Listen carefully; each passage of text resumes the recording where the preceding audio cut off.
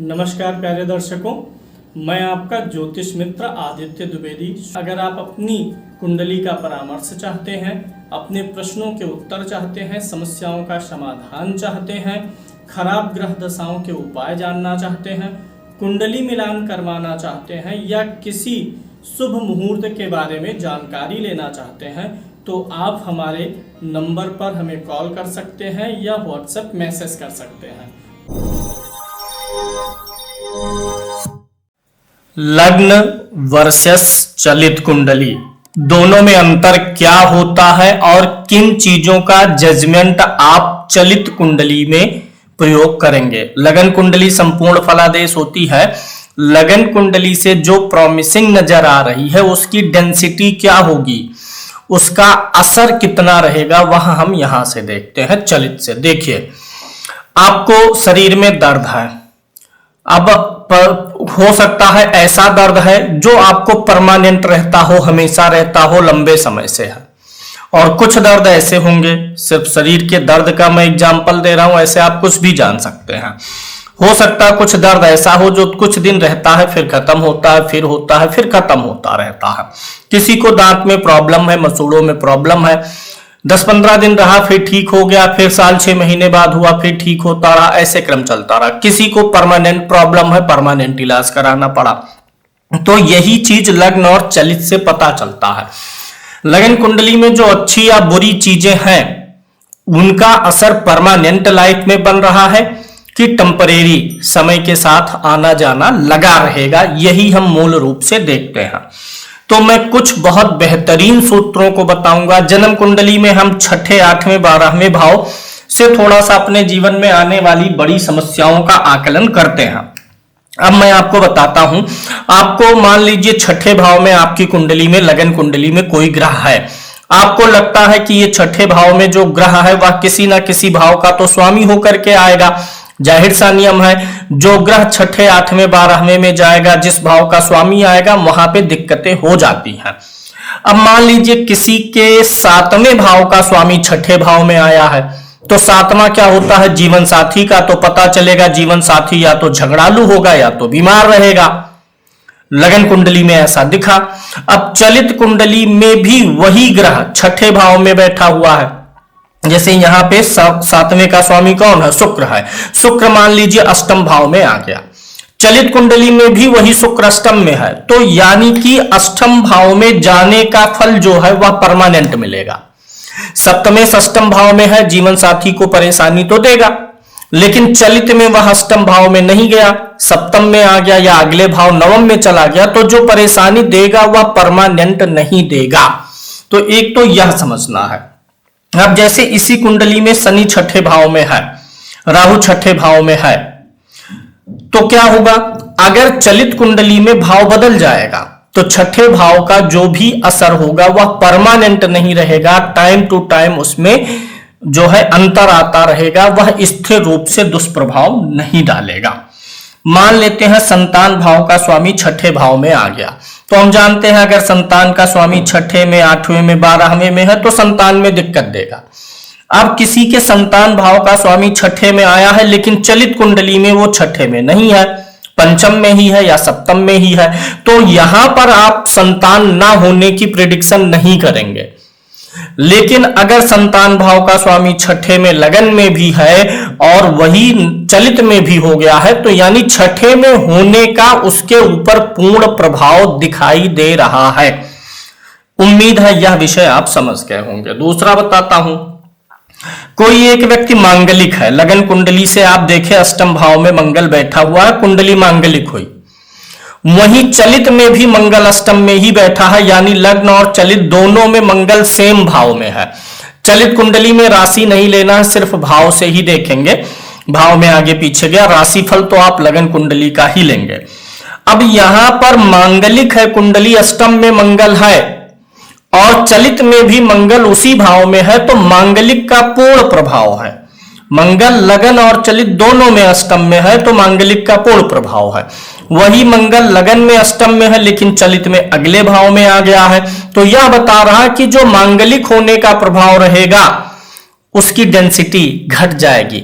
मांगलिक लोगों में गुस्सा आता है, अष्टम मंगल में हो तो दाम्पत्य में परेशानी, सेहत में परेशानी। अब दोनों जगह से मांगलिक हो गए तो यह अपना पूर्ण असर दिखाएगा।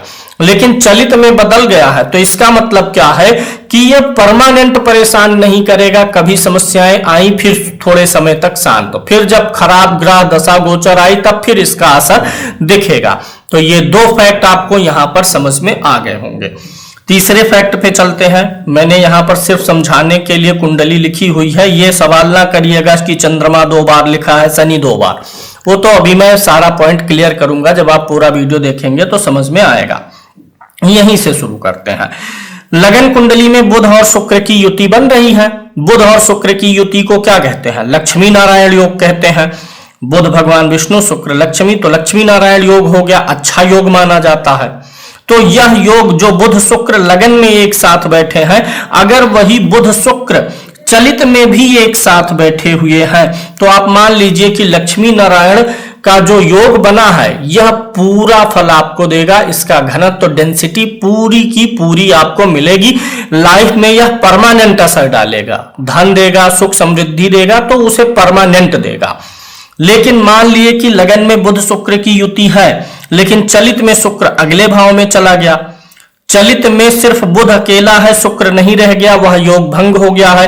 तो अब क्या होगा? ये जो लक्ष्मी नारायण योग सिर्फ यहां परिलक्षित हो रहा है लगन कुंडली में, लेकिन चलित में बदल गया है, यह संकेत दे रहा है कि इसका असर समय समय पर जीवन में आएगा, हमेशा नहीं रहेगा। हर सौदे में, हर व्यापार में, हर तरीके से हमेशा लाभकारी नहीं रहेगा। क्योंकि चलित में भंग हुआ है तो कभी आपको लाभ यह देता रहेगा। लेकिन अगर दोनों कुंडलियों में बना है तो लक्ष्मी नारायण योग तब बना मानेंगे, अन्यथा भंग मान लिया जाता है। अब अगली चीज देखिएगा, बहुत एग्जाम्पल से समझा रहे हैं, बहुत बढ़िया चीज। चंद्रमा के ऊपर शनि की दृष्टि जाती है तो सबको पता है कुछ तनाव, डिप्रेशन का योग बन जाता है। यहां पर शनि की 10वीं दृष्टि चंद्रमा पर गई हुई है। चंद्रमा जब भी राहु के इन्फ्लुएंस में हो, शनि के हो, केतु के हो, तो मानसिक रूप से समस्याएं आती हैं। अब इस कुंडली में शनि की 10वीं दृष्टि चंद्रमा के ऊपर आ गई।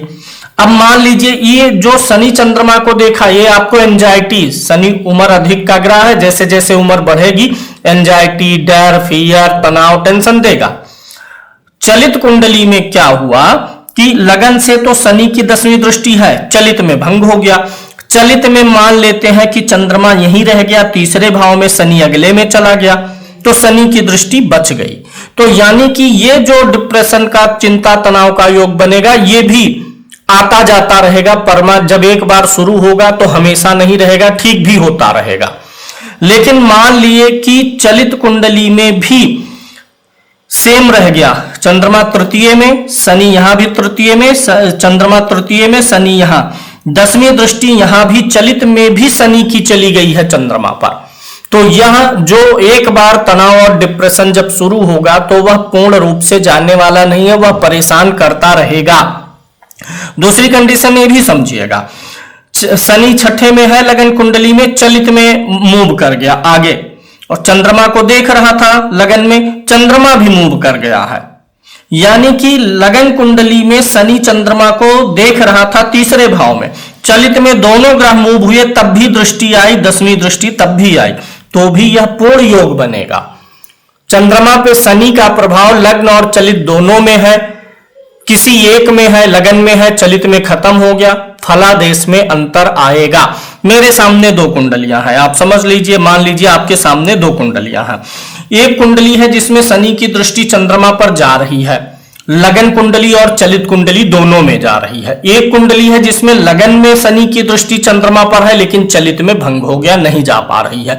तो दोनों में से आप जिसके लग्न और चलित दोनों में चंद्रमा को शनि देख रहा, उनके लिए ज्यादा डिप्रेसिव रहेगा। उनके लिए आप प्रेडिक्ट करेंगे कि आपको तनाव, डिप्रेशन एक बार होगा तो फिर ये लंबा चलेगा, सावधान रहने की जरूरत है। लेकिन जिसमें भंग हुआ है उनके लिए बोलेंगे कभी कभी आपको अधिक तनाव का सामना करना पड़ेगा, शेष ठीक भी होता रहेगा, फिर टाइम टू टाइम आता रहेगा, जाता रहेगा। तो ये आपने समझ लिया होगा। शनि राहु की जैसे यहां पर युति है, शनि राहु की युति शापित दोष होती है, यह परेशान तो करती ही है। विशेष रूप से शनि राहु की युति कहां परेशान करती है? सेहत को। शनि और राहु की युति है यहां पे लगन कुंडली में, चलित में भी युति बनी हुई है, चाहे उसी भाव में बने या अगले भाव में बने, दोनों ग्रह मूव कर जाएं। यहां पर मान लीजिए शनि राहु छठे में है, चलित में सातवें में शनि राहु एक साथ आ गए, दोनों की युति बनी हुई है, तो ये शनि राहु का जो शापित प्रभाव होगा ये आपको परमानेंट असर देगा, हमेशा जीवन को स्वास्थ्य के दृष्टिकोण से, डर भय भविष्य की अनिश्चितताओं से परेशान रखेगा।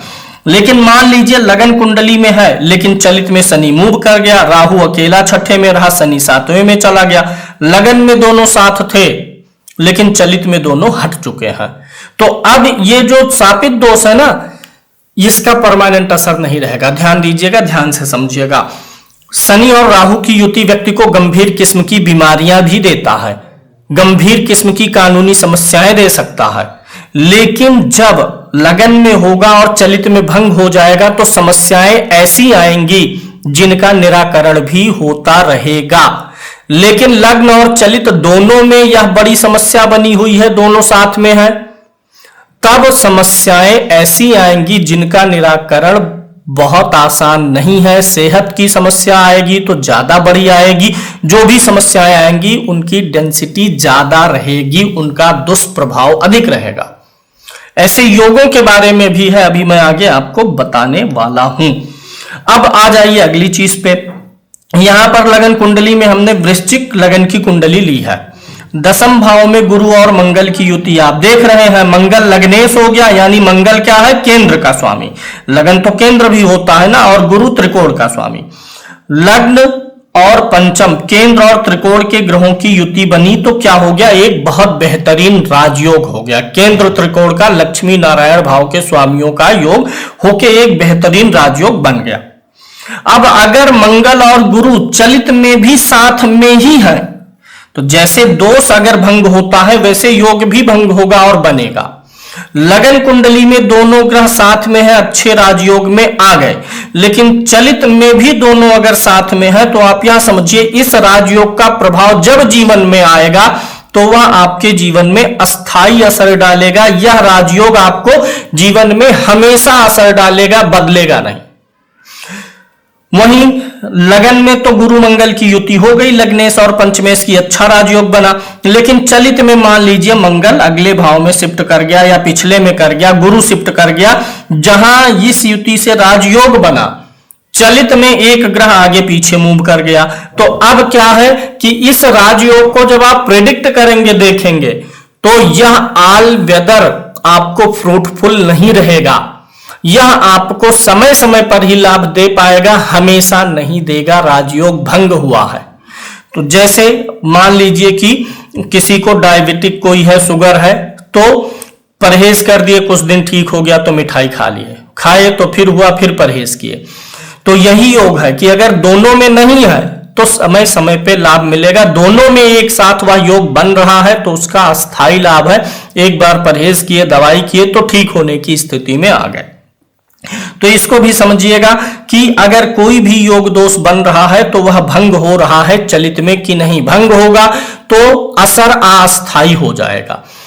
कोई भी अच्छा योग लगन कुंडली में बना है वही सेम यहां भी बना हुआ है तो योग का असर बहुत अच्छा रहेगा, दोष का असर भी उसी अनुपात में ज्यादा बुरा होगा। लगन में है, चलित में बदल गया है तो दोष या योग का असर दोनों का प्रभाव घट जाता है। तो ये चीज ध्यान देना रहेगा आपको। यहीं पर राहु बैठा हुआ है चतुर्थ भाव में और इसी के साथ चंद्रमा बैठा है, तो अब इसको हम बोलते हैं क्या कि ऐसा व्यक्ति डबल माइंडेड होगा, निर्णय लेने में दिक्कत आएगी, मन को भयभीत करेगा, हमेशा किसी ना किसी चीज को लेकर के मन में अनिश्चितता की स्थिति बना के रखेगा। लेकिन चलित में क्या हुआ कि चंद्रमा तो वहीं रह गया, राहु अगले भाव में शिफ्ट हो गया, तो अब फलादेश में अंतर आ जाएगा। चलित में बदल गया है तो ये जो एंजाइटी, फियर, डबल माइंडनेस है वह सब हमेशा नहीं रहेगा, हर मामले में नहीं रहेगा। लेकिन अगर नहीं बदला है, लग्न और चलित दोनों में सेम है, तो ये हमेशा जातक को कंफ्यूज रखेगा, डबल माइंडेड करेगा, परेशान करता ही रहेगा। तो इस प्रकार से आप दोनों को छांटबीन करके प्रयोग करते हैं। अब जैसे मान लीजिए किसी का जो भाग्य, यहां पर भाग्य का स्वामी चंद्रमा है, भाग्य का स्वामी चंद्रमा आ गया यहां पे। अब लगन कुंडली देख के तो लगेगा कि व्यक्ति बड़ा भाग्यशाली है, नवम भाव का स्वामी अपने भाव से नवम में है, पंचम में है, त्रिकोण स्थान में है, लेकिन चलित में वही आ गया छठे भाव में, तो भाग्य तो लगन से अच्छा दिख रहा, लेकिन चलित में आ गया छठे में, बाधाकारी हो गया है। यानी भाग्य तो साथ देता रहेगा, लेकिन हर मामले में खुद को लकी ये नहीं मान सकते, हर मामले में यह भाग्य इनके साथ नहीं चल रहा, बीच बीच में ये दिक्कत और परेशानी उत्पन्न करने का प्रयास करता रहेगा। अगर कोई ग्रह लगन कुंडली से अस्त नहीं है, जैसे यहाँ पे बुध और शुक्र है, सूर्य यहाँ पर है, और चलित में शुक्र सूर्य के साथ आया, तो इसका मतलब ये नहीं मानेंगे कि शुक्र अस्त हुआ है। लगन कुंडली से ही अस्त वगैरह देखना है, यहां से नहीं देखना है। तो इस प्रकार से कोई भी योग देख सकते हैं। अब जैसे काल सर्प दोष होता है, राहु केतु के एक तरफ सारे ग्रह हैं, लेकिन चलित में क्या हुआ, एक ग्रह बाहर आ गया, दो कुंडलियां आई आपके सामने, दोनों में काल सर्प है, एक में काल सर्प चलित में भंग हो गया, कोई एक ग्रह बाहर हो गया, तो आप यह यहां पर बोलेंगे कि जिसके चलित में भंग हुआ है उसको काल सर्प दोष का ज्यादा बुरा असर नहीं रहेगा, परमानेंट नहीं रहेगा, उसके हर कार्य में विघ्न बाधा रुकावट नहीं आएगी। लेकिन लग्न और चलित दोनों में बना हुआ है तो उसके हर काम में ज्यादा रुकावट, ज्यादा बाधा आने की संभावनाएं रहेंगी। तो चलित कुंडली हमें क्या बताती है कि हम एक तुलनात्मक अध्ययन करके यह जान पाए कि जो भी कुंडली में अच्छे या बुरे योग हैं उनका प्रभाव हमें किस रूप में मिलेगा, ज्यादा अस्थायी रूप से मिलेगा कि कभी खुशी कभी गम आना जाना लगा रहेगा। इस प्रकार से हम चलित कुंडली का प्रयोग करते हैं और आपको भी प्रयोग करना चाहिए। चंद्र राहु का ग्रहण लगन में है और चलित में भंग हो गया है। अब उपायों की बात करें तो उपाय पर भी असर पड़ता है। जैसे चंद्र राहु का ग्रहण दोष लगन कुंडली में है और चलित में भी है, तो ग्रहण दोष का बड़ा प्रभाव है। जब आप इस दोष के लिए शांति करेंगे ना, तो शांति करने के बाद आपको पूरा असर नहीं मिलेगा, मिलेगा लाभ, निश्चित रूप से मिलेगा, असर भी होगा, लेकिन बहुत ज्यादा परिवर्तन यू टर्न नहीं ले लेगा। ये लगन कुंडली में चंद्रमा राहु एक साथ है, चलित में हट गए, चलित में भंग हो गया, तो आपको उपाय बहुत जल्दी काम कर जाएगा। लेकिन जब लग्न और चलित दोनों में है तो उपाय तुरंत नहीं सूट करेगा, उसको टाइम लगेगा, एक बार से अधिक उपाय करने की भी जरूरत पड़ सकती है। तो उपायों में भी यह योग काम करता है। जैसे अब चंद्रमा पे शनि की दृष्टि है, चंद्रमा शनि को देखेगा तो पीड़ित करेगा, डिप्रेशन बनाएगा, तो शनि का उपाय करेंगे। मान लीजिए कि चलित में शनि नहीं देख रहा है चंद्रमा को, लगन में देख रहा है, चलित में नहीं देख रहा, तो जैसे ही आप उपाय करेंगे थोड़ा बहुत तुरंत आपको लाभ मिल जाएगा। वहीं अगर दोनों कुंडलियों में है तो उपाय करते ही लाभ नहीं मिलेगा, टाइम लेगा, अधिक बार उपाय की जरूरत पड़ सकती है। तो इस प्रकार से लग्न और चलित दोनों का जजमेंट आपको कर लेना चाहिए।